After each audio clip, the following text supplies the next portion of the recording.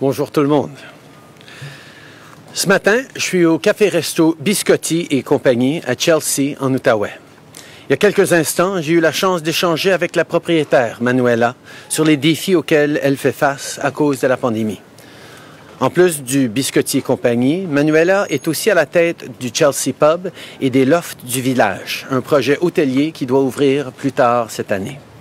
C'est clair que la restauration et le tourisme sont deux secteurs qui ont été parmi les plus durement touchés par la crise.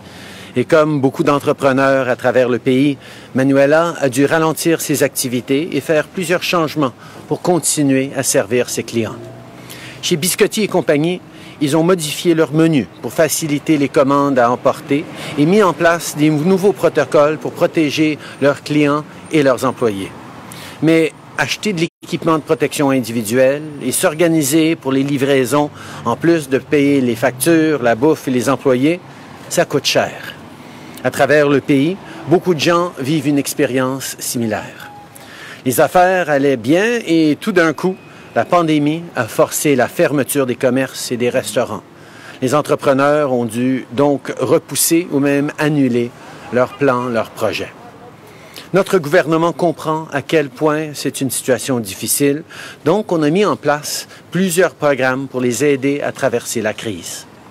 Par exemple, Manuela a utilisé la subvention salariale d'urgence pour réembaucher près de 75 employés.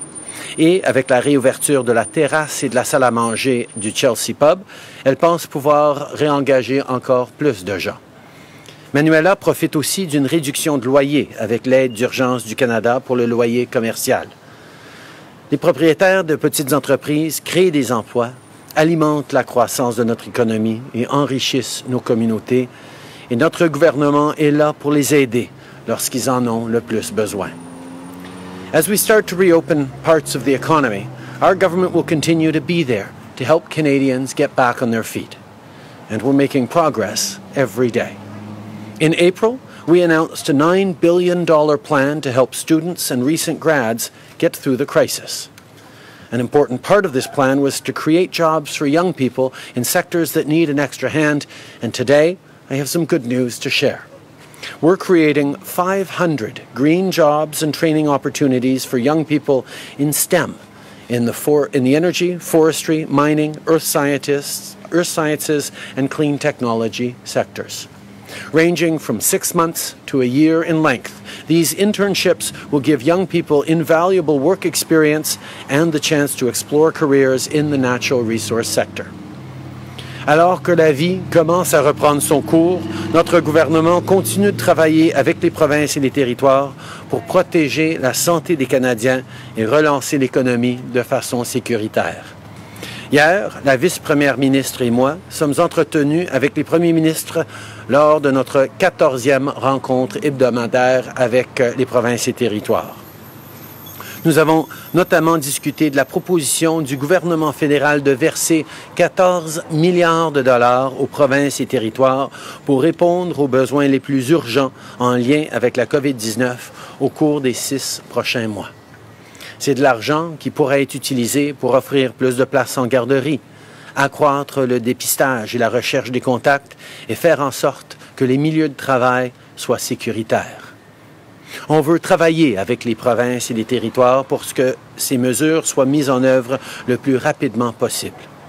On a aussi parlé de l'application mobile qui va informer les usagers s'ils ont été exposés à la COVID-19. Comme je l'ai mentionné hier, l'application sera d'abord testée en Ontario, mais elle sera disponible partout au pays au cours des prochaines semaines. Last night, the First Ministers, the Deputy Prime Minister and I held our 14th weekly call. We talked about the government's proposal to provide $14 billion to address critical needs across the country over the coming 6 months. This is money that could be used to offer more childcare spaces, increase testing and contact tracing, and keep people safe on the job. We want to work with the provinces and territories to implement these measures as soon as possible and make sure we don't lose the progress we've made.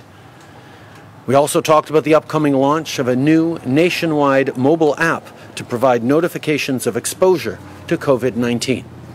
As I mentioned yesterday, we will soon begin testing the app in Ontario, but it will be available to everyone across the country in the coming weeks. Canadians can count on our government to continue working with the provinces and territories to bring in the right measures to keep Canadians safe and healthy. I want to end today by reminding everyone that Sunday is Father's Day. This is always a special time to get together with family and enjoy the warm weather, two things we've been missing over the past few months. All provinces and territories have started loosening some restrictions that probably make it easier to celebrate with Dad this weekend. As you start making plans, please be sure to follow the public health guidelines for your region. This is the best way to keep you, your dad, and the whole family safe and have a great time on Sunday. And to all the dads out there, happy Father's Day. Je veux terminer ce matin en rappelant à tout le monde que dimanche, c'est la fête des pères. C'est souvent l'occasion de profiter du beau temps en famille, deux choses qui nous ont manqué pendant les derniers mois. La bonne nouvelle, c'est que toutes les provinces et tous les territoires ont commencé à assouplir certaines directives et donc beaucoup de gens pourront célébrer avec leur papa cette fin de semaine. Quand vous ferez vos plans, n'oubliez pas de suivre les instructions de santé publique de votre région.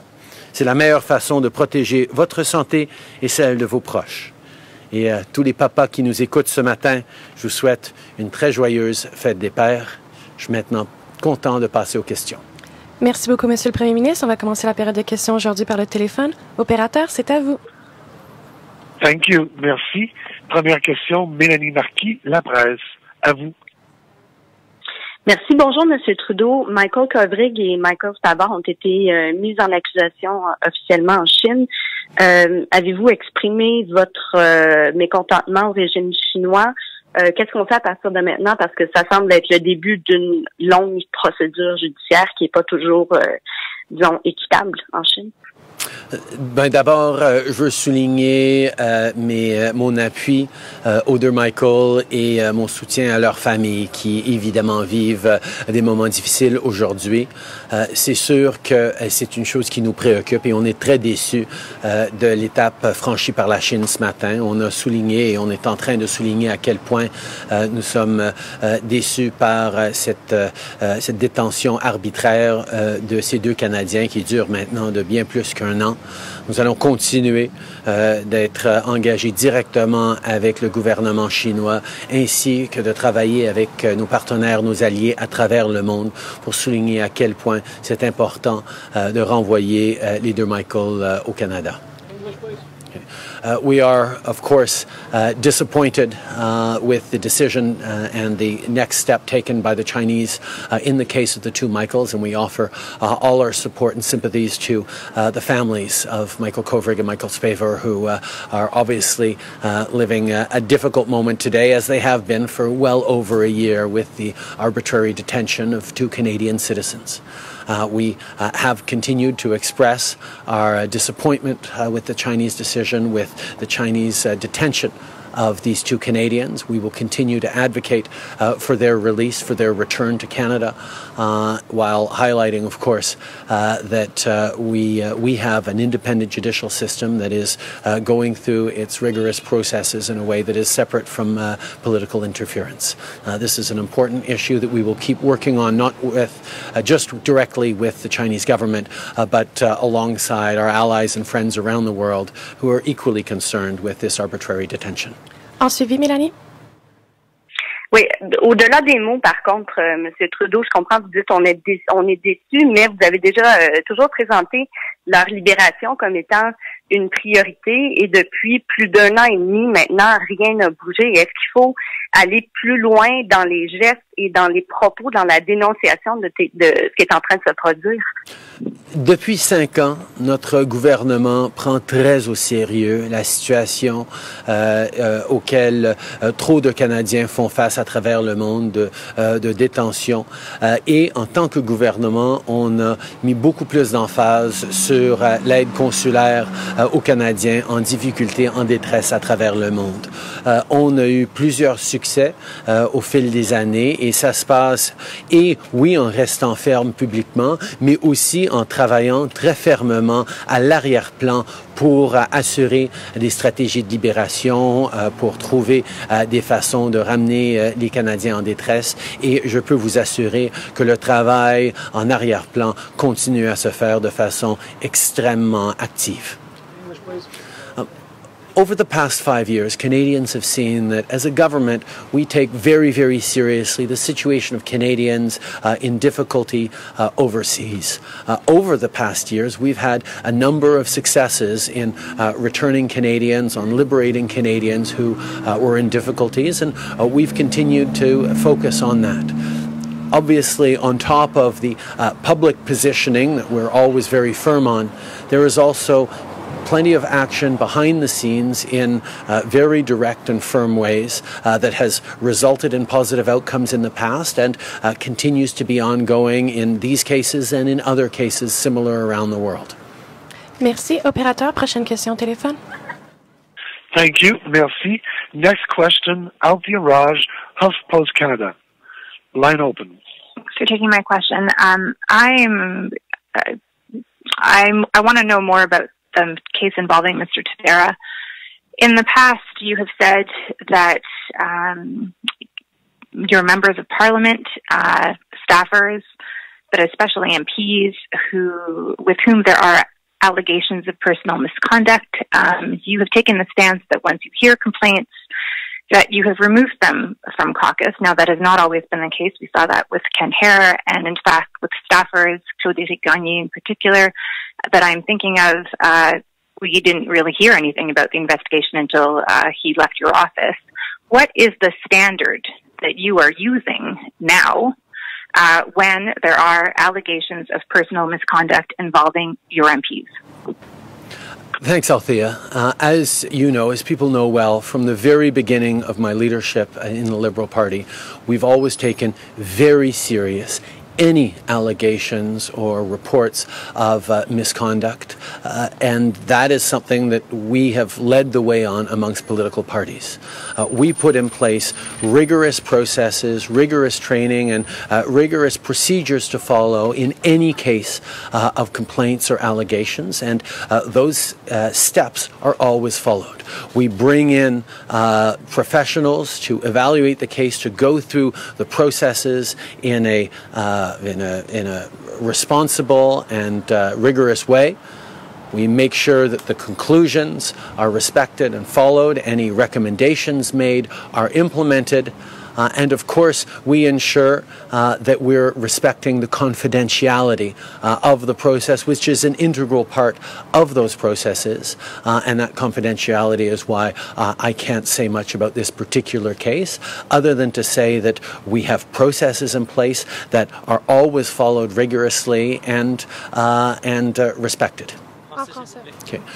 Depuis les débuts, nous avions pris très au sérieux toute allégation ou plainte de comportement inapproprié dans mon parti, dans le Parti libéral. On a mis en place de la formation, on a mis en place des processus rigoureux qui s'assurent que toute plainte est regardée de façon professionnelle et systématique, que toutes les procédures soient suivies, que les conclusions soient respectées, que les consignes ou les recommandations soient suivies. Et à chaque étape, nous allons respecter la confidentialité nécessaire dans ces processus. C'est pour ça que je ne peux pas en parler plus dans cette situation ou d'autres situations, mais je peux souligner qu'à chaque étape, les procédures appropriées et rigoureuses ont été suivies. Following up, Althea. Well, perhaps you can tell us not about the particulars of this case, but about your involvement in it. Were you aware of the allegations against Mr. Tavera? If you were you comfortable? Why were you comfortable having him run under your party banner? And if you were not, do you regret that decision? Do you feel like you should be more involved and more made aware of these complaints? And are there any current internal, informal, third-party investigations involving any allegations with regards to any of your caucus members? As a matter of course, I am continually informed as leader of the Liberal Party of investigations, of allegations, of processes going forward and that have existed. We always ensure that there is a rigorous process in place whenever there are any sorts of allegations brought forward. We make sure that all the steps are followed, that the conclusions are adhered to, that the recommendations are fulfilled, and of course that confidentiality, which is so important in this situation and in all of these situations, is respected. That was the commitment that I've made to Canadians. It's the commitment all members of the Liberal Party make, and it is something that we will continue to respect. Thank you, operator. We'll go to the last question on the phone. Thank you. Merci. Prochaine question, Lina Dib, La Presse canadienne. À vous. Bonjour, Monsieur Trudeau. Au sujet de ces 14 milliards de dollars que vous voulez donner, vous entendez toujours pas avec les provinces qui ne veulent pas avoir de conditions. Puis maintenant, les municipalités, ce matin, ils vous demandent d'attacher des conditions au moins à la partie qui les concerne, de préciser quelle partie devrait aller aux villes. Donc, vous allez arbitrer ça comment? Vous en êtes où dans ces négociations-là? Les conversations continuent et les négociations avancent. C'est très simple. On veut s'assurer qu'à travers le pays, on ait assez d'équipements de protection individuelle pour les commerces, pour les entreprises, pour les travailleurs de première ligne. On veut s'assurer qu'il y a des places en garderie avec les mesures additionnelles en place pour pouvoir protéger les enfants et les travailleurs et les parents. On veut s'assurer que les municipalités ne doivent pas avoir à mettre à porte des travailleurs pour les camps d'été, des travailleurs de première ligne pour les centres communautaires. On veut s'assurer qu'il y a assez de dépistage, qu'il y a assez de recherche de contact, que l'équipement soit là pour toutes les provinces. Et on reconnaît que c'est des dépenses additionnelles pour les provinces, donc on veut pouvoir aider les provinces avec ces dépenses additionnelles. C'est sûr qu'on s'attend à ce que ces éléments-là, qui sont essentiels à la reprise économique, soient et à la reprise sécuritaire, soit les choses sur lesquelles ces investissements et ces dépenses sont faites, parce que c'est ces choses-là qui vont assurer la sécurité et la santé de tous les Canadiens. Donc oui, il va y avoir des conditions, mais on reconnaît aussi énormément de flexibilité à l'intérieur de ces objectifs, parce que différentes provinces ont différentes réalités. Par exemple, au Québec, ils ont fait des achats directs d'équipements de protection individuelle. Ils n'ont pas eu toujours à passer par Ottawa pour ça. Et on est prêt donc, puisqu'ils ont acheté de l'équipement de protection individuelle, à en rembourser plutôt que de leur envoyer des masques quand ils n'en ont pas de besoin. On va les rembourser pour les masques que eux bien ils ont achetés. Ça fait partie des 14 milliards, ça. C'est de l'argent pour assurer un relancement sécuritaire de l'économie. Et je pense que tous les Canadiens s'attendent à ce que cet argent-là soit investi dans les choses qui vont les protéger pendant qu'on recommence à relancer l'économie. D'accord. Donc, est-ce que une des conditions que vous voudrez aussi attacher à ces 14 milliards, ce serait quel argent va aller aux villes? Est-ce que vous êtes en train de dire aux provinces combien d'argent de ces 14 milliards-là elles doivent donner directement aux villes, qui sont pourtant leur création et leurs compétences? Et si je peux abuser, parce que je crois que c'est la dernière question, j'aimerais aussi vous entendre sur la Chine. Ce que Mélanie vous demandait tout à l'heure. Je veux savoir qu'est-ce qui vous reste comme option maintenant pour les deux, Michael. Okay. D'abord, on reconnaît tout à fait que les villes et les municipalités sont de juridiction provinciale, mais même à ça, on voudrait aider. Parce qu'on reconnaît que les villes et les municipalités ont des dépenses supplémentaires à cause de la COVID-19 qui sont liées au relancement sécuritaire de l'économie. Donc, nous, tout ce qu'on est en train de demander, c'est pendant que nous, on offre de l'argent aux municipalités, la province, qui est responsable des municipalités, devrait elle aussi offrir de l'argent aux municipalités parce qu'on sait qu'il y a des besoins criants dans nos municipalités de services de première ligne additionnels à cause de la COVID-19. Donc, je pense que c'est pas déraisonnable de dire qu'en plus de s'occuper d'un palier de gouvernement qui n'est pas directement sous notre influence ou contrôle, on s'attend à ce que le palier de gouvernement provincial qui a la responsabilité pour les villes contribue à ces villes aussi. Et par rapport à la Chine, écoutez, nous allons continuer le travail de façon active à bien des niveaux pour assurer que ces Michael soient retournés au Canada. Bonjour, M. Trudeau. Christian Noël de Radio-Canada. Pour faire un suivi là-dessus, justement, plusieurs personnes disent la méthode douce avec la Chine, ça n'a pas fonctionné. Maintenant que les deux Michael sont accusés, c'est le temps de prendre peut-être la méthode forte. Ma question, c'est quelles sont les... Pour sévir contre la Chine, qu'est-ce que c'est vos options sur la table? Et si vous ne les prenez pas, quel message ça envoie? À chaque étape, nous allons toujours employer les mesures et les tactiques qui vont maximiser nos chances de ramener les deux Canadiens qui sont détenus de façon arbitraire. Ça fait plusieurs années maintenant qu'on travaille avec différents gouvernements à travers le monde pour souligner à quel point c'est important de renvoyer des Canadiens en difficulté. On a utilisé une grande gamme de différentes tactiques publiques et privées pour assurer des issues positives de ces conflits, de ces défis-là. On va continuer d'utiliser toute notre expertise pour faire les choses qui vont aider ces Michael à revenir au Canada. On continue d'employer une grande gamme de mesures pour le faire. Okay. From the very beginning, as a government, we have employed a range of tactics and actions to return Canadians who are in consular challenges around the world. Every situation is different, and the range of actions and pressures that we put in each case differs. But I can assure you that we have developed a certain expertise in what has worked to get Canadians home in very difficult circumstances over the past years. And in the case of the two Michaels, I can say that we are using a wide range of public and private measures to ensure that everything is being done to get these Michaels home. Donc, ce que j'en comprends, c'est que pour le moment, la manière forte ne semble pas être dans votre arsenal ou dans votre carquois. Les deux Michael, est-ce que ce sont des otages? Comme j'ai dit, nous employons une grande gamme d'actions publiques et privées. Alors, des conclusions par rapport à ce qu'on est en train de faire ou de ne pas faire sont pas tout à fait alignées avec la réalité.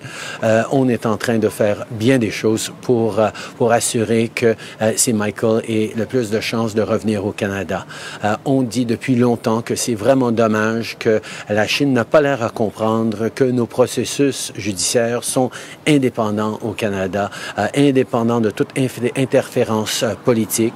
Ils ont lié la situation de Mme Meng avec la situation des deux Michael. C'est dommage parce que nous n'allons pas intervenir de façon politique dans notre processus judiciaire indépendant, mais nous reconnaissons que la Chine ne fonctionne pas de la même façon. Alors nous nous attendons à ce que ces Michael soient renvoyés au Canada. Oui, mais est-ce que c'est des otages? Vous n'avez pas dit si c'était des otages ou pas de votre...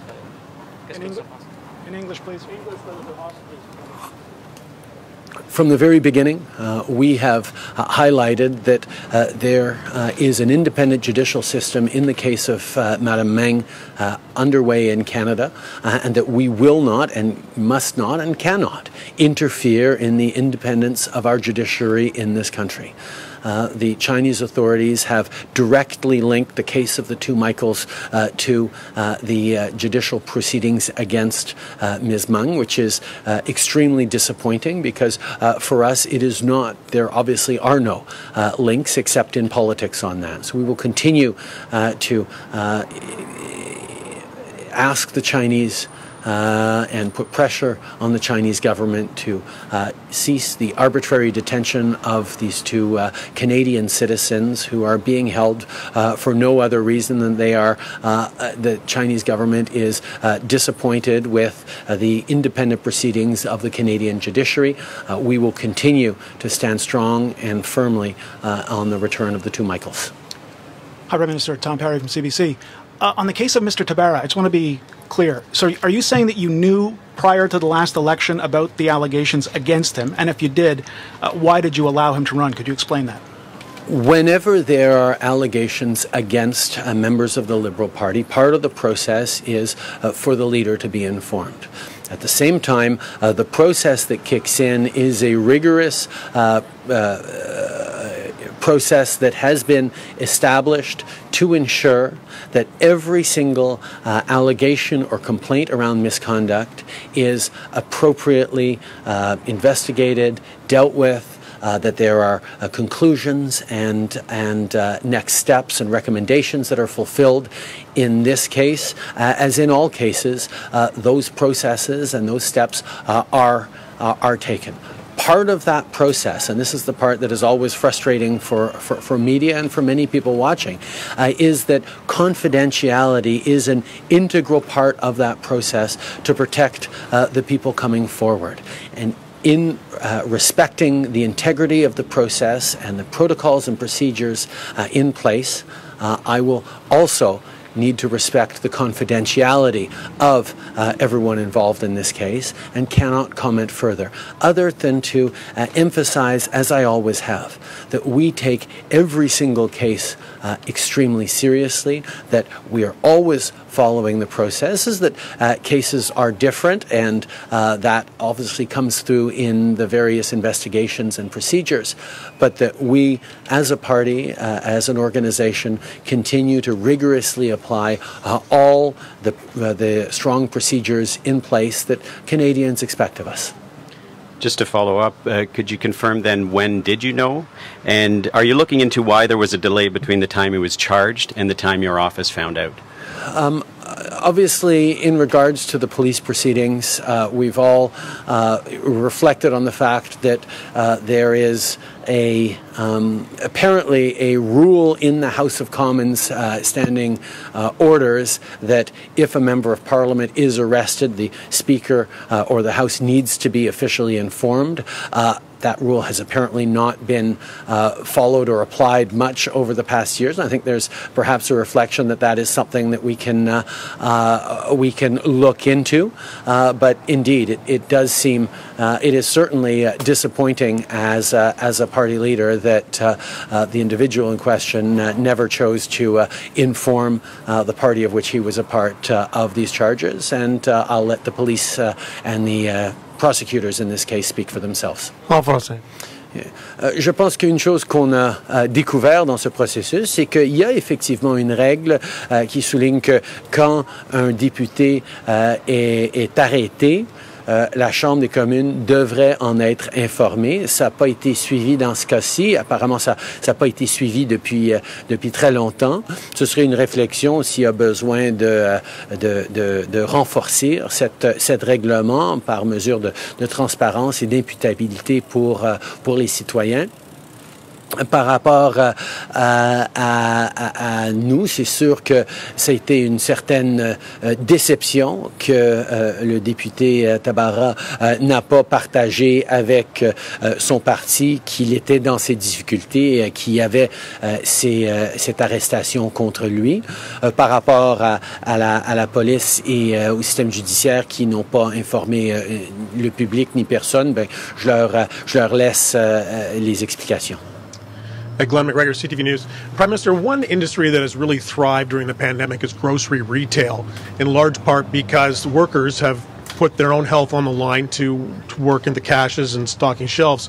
We're learning now that major retailers, grocery chains like Loblaws and Metro, are canceling the small amount of extra pay that they were giving to those employees. And I'm wondering what your reaction was to that decision.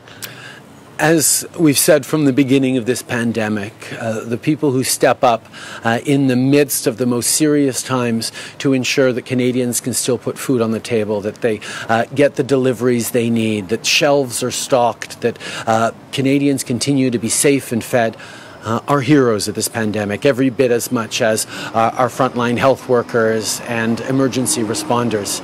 We need to make sure that people who've stepped up to help Canadians, often at question of their own health and safety, are continued to be supported and respected, and that's why we will continue to exhort and expect that people who've stepped up during this time be properly supported and paid for it.